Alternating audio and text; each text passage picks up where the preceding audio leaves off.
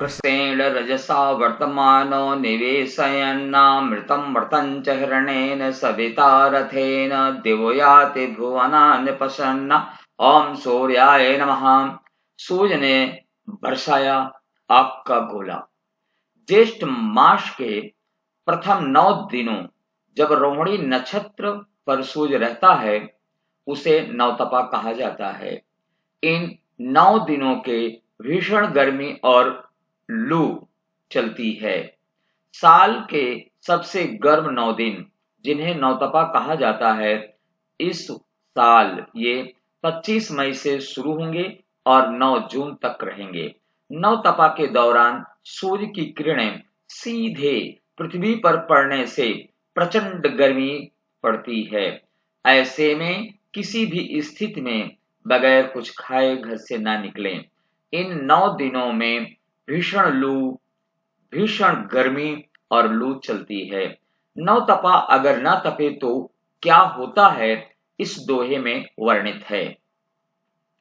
दो मूसा, दो कातरा, दो तीड़ी, दो ताय, दो की बादी जल हरे, दो विषधर, दो वाय।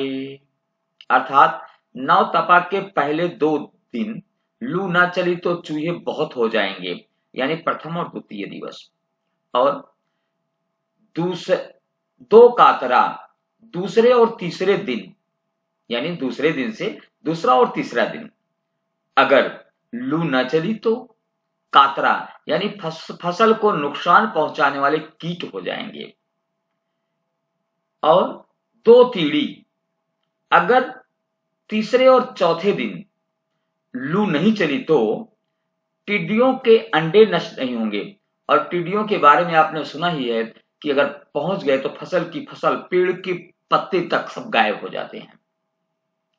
इसके बाद में होता है चौथे और 5वें दिन। यदि लू ना चली तो 2 ताय यानी तपा नामक जो बुखार होता है, वह बुखार, उस बुखार के जीवाणु नहीं मरेंगे और बहुत अधिक लोग बुखार से पीड़ित होंगे। यहां तक कि गाय के खुर फटने से जानवरों में भी वह बुखार उत्पन्न हो जाता है। 2 की बादी जल हरे, अगर उसके बाद 2 दिन यानी 5वें और 6ठे दिन लू ना चले तो आप समझ लीजिए जितने दिन लू नहीं चलती है उतने महीने वर्षा नहीं होती है। 2 विषधर, अगर उसके 2 दिन बाद लू न चले तो विषधर यानी बिच्छू और सांप बहुत अधिक हो जाएंगे, नियंत्रण से बाहर हो जाएंगे और हमारा यानी पृथ्वी पर लोगों का जीना दूभर हो जाएगा।